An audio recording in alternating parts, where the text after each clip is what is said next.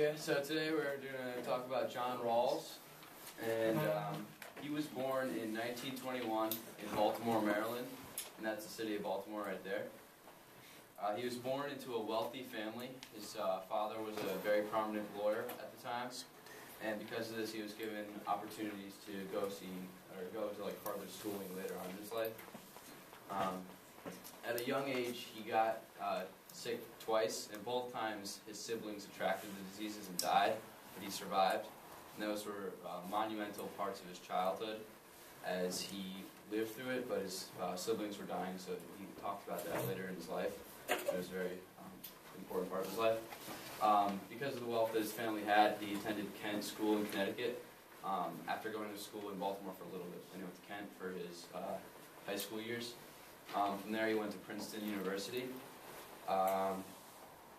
And he graduated summa cum laude from Princeton, and he completed a Bachelor of Arts degree. After college, he decided to go right into World War II, and he enlisted in 1943. He toured in Japan and the Philippines, and he saw the atrocities of Hiroshima and the aftermath of that, and this greatly impacted his life as he saw a lot of moral issues at this time. He came back from the war, and he declined being an officer and continuing in the Army. So when he came back, he was confused about his life and about God. So he went back to Princeton to study moral philosophy after seeing what happened in Japan.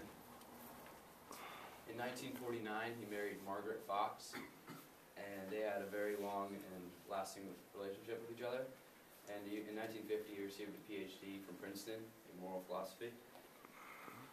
After that, he decided to become a teacher. He taught at Cornell for a few years, and also he received an offer from MIT. But those were very short-lived, and he went to teach at Harvard for almost 40 years. And he was one of the very prominent teachers at Harvard.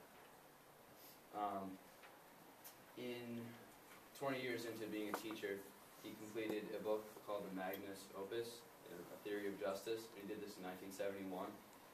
It was regarded as one of the most important publications about moral philosophy since World War II.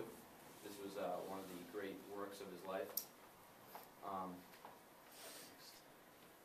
He continued teaching at Harvard, and he started having complications at 74 years old, and this was 1995.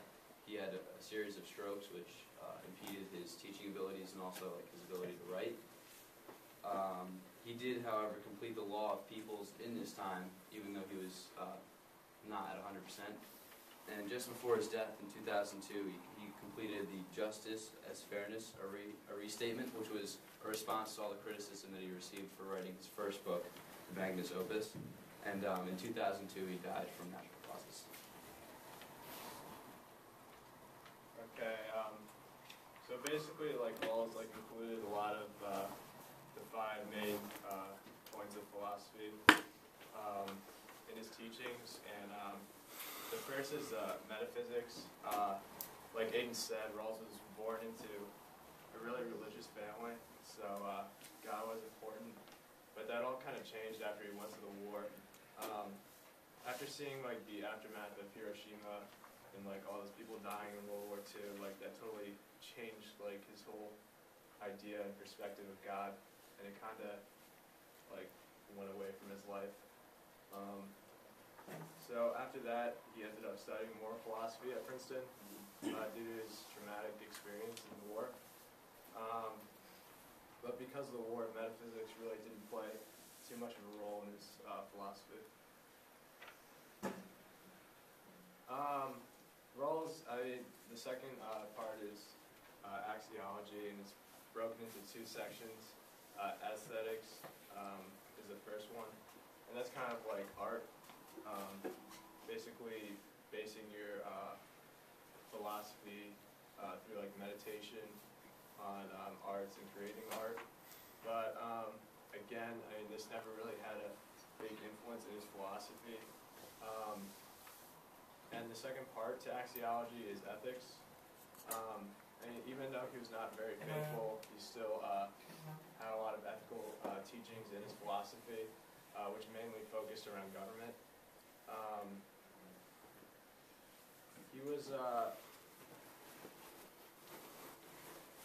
believed that ethics were extremely important regarding issues such as civil and economic rights in society.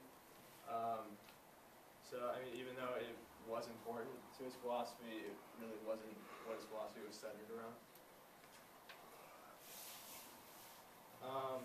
And then the third part is logic. And he used logic because of his love for history. He did focus and kind of center his teaching around philosophers that came before him, such as John Locke and so on. His philosophy was greatly influenced by many political philosophers, and regarding epistemology, it really didn't have a major influence in his teaching as well. Alright, the school of thought that he really focused on was political construction, and one of the main writings that he had was Justice is Fairness, which basically said that everyone should get a fair shot in the world. Doesn't matter where you come from, who you are, or anything. And to relate that to kind of like how a 5-year-old can understand, if you look at the picture, everyone in this picture is different, but they all should get equal chances in life. Like an example could be, let's say they all tried out for like a sports team. No one should start out with like a better advantage. It should all be determined by who plays the hardest, who's the best, who deserves it the most. And that's basically what he focused on a lot in that. And it was basically just people receiving equal chances, and that they all had basic rights in life. Like everyone had the right to own a home and things like that. And then another thing that John Rawls really focused on was public reason, basically making decisions that are in the best interest of everyone, not just yourself. So I kind of like this picture with decision making and problem solving in it, because it's one of those things that they teach at a young age to kids, you know, making good decisions, working at your problems and whatnot. Alright. And the last part of his philosophy and teaching was his worldview. And as Matt said, he based a lot of his philosophy on previous philosophers like John Locke and Karl Marx. And he basically did this because he knew that the people that came before him, he couldn't just ignore their ideas and come up with his own, because they had obviously made some sort of sense. So he took kind of a synthesis, a combination of previous philosophers, and combined it into his own, basically his own teachings. And one of his major beliefs was that all people should have equal rights to everything in the world. Something like a house that you live in. He believed that everyone should have somewhere to live, everyone should have food and water, and that everyone should have an equal say in what happened in government and how they were governed as a people. And this is sort of similar to Marx's socialism that he talked about in his manifesto and other writings. He based a lot of this off of Marx and a lot of his teachings about equality amongst people in the world.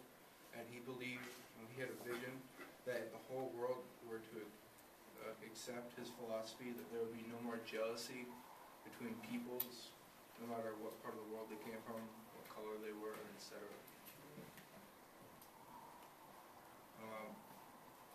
Just to continue, Rawls is a modern philosopher because part of it was because of the time period that he was in the 20th century, and certain elements that he was teaching.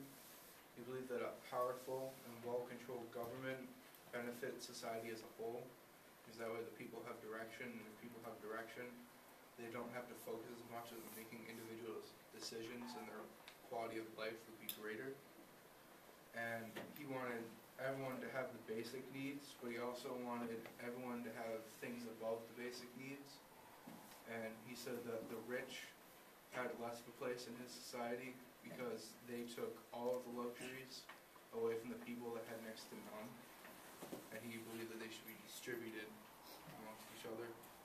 And to the way to the picture, it's see that the bear and the dog are obviously different, but they're sharing the same luxury together, and that was basically his vision. And we can't really consider him to be a postmodern philosopher, because instead of questioning what others said in the past and proposing his own ideas, he used his own knowledge as a build and previous knowledge to act as a building block. And by building up different ideas, he was able to create